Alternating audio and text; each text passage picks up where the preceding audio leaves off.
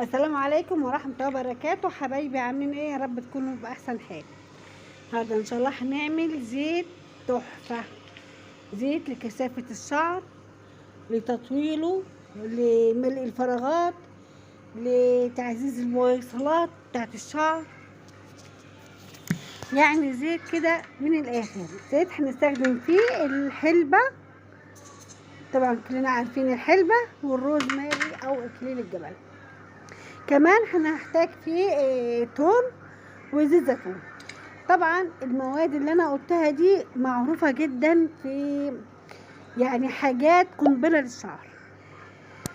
الحلبة اثبت علميا ان هي معزز جدا لنمو الشعر. زيت الحلبة حاجة كده هو خيال. ان شاء الله هبقى اعمله لكم قريب باذن الله، لتنبيت الشعر في الفراغات بتاعت الشعر، ينبت الشعر ويقوي بوصلات الشعر ويغذي البوصلة من جذور. يعني حاجة كده هو تحفة، ينعم الشعر، يساعد على انه يشيل القشرة والفطريات الموجودة في الشعر. كمان روزماري معروف جدا، يشيل القشرة وينبت ويحفز البوصلات بوصلات الشعر على الانبات ويملى الفراغات.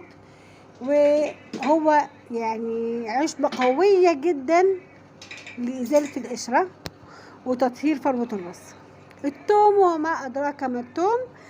التوم ده يعني انت لو عايزة شعر، عندك فراغات في شعرك وعايزة شعرك يطلع، هتاخدي فص توم كده اهوت وتدهني بيه الحتة الفاضية عندك في الراس أو في الدقن، وهتطلع منها الشعر.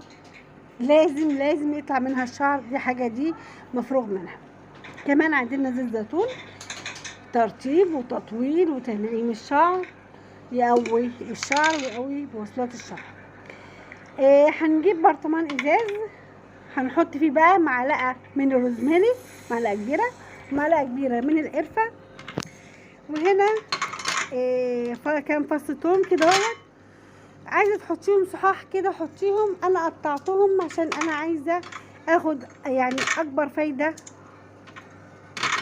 من التوم.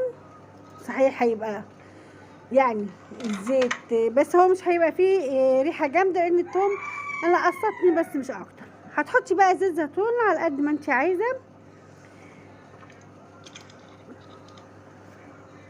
وهتقلبي الخليط وتحطيه لمدة 15 يوم في مكان مظلم. كده هنزود هنا حبة زيت كمان،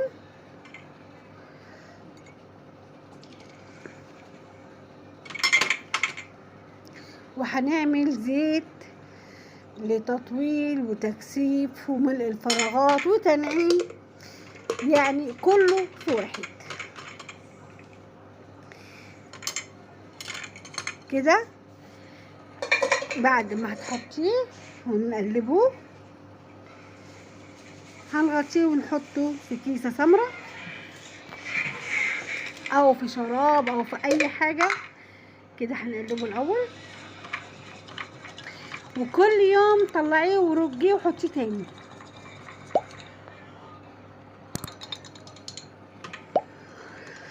لو وصلتش معايا لغايه كده، اوعي انتي تعملي اللايك والشير والاشتراك في القناه. لو مش مشتركه يسعدني ويشرفني اشتراكك، وفعلي زر الجرس ونوصلك كل جديد. كده هنحطه في كيسه سمرة وفي الدولاب.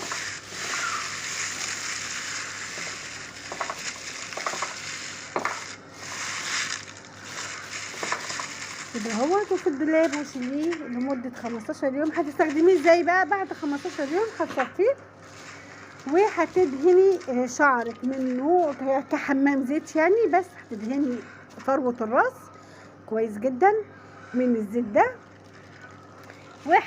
وهتدهني مرتين في الاسبوع. هيقعد من 4 ل5 ساعات على شعرك، وبعد كده هو تغسليه عادي وتسرحيه عادي. ده تدلكي الفروة زي ما قلنا كويس. ده كده هو كل الموضوع النهارده. يا رب يعجبك وينور رضاكي وينول استحسانك. جربيه وقولي لي عمل معاكي ايه. شكرا على المتابعة، والسلام عليكم ورحمة الله وبركاته. في امان الله. سلام.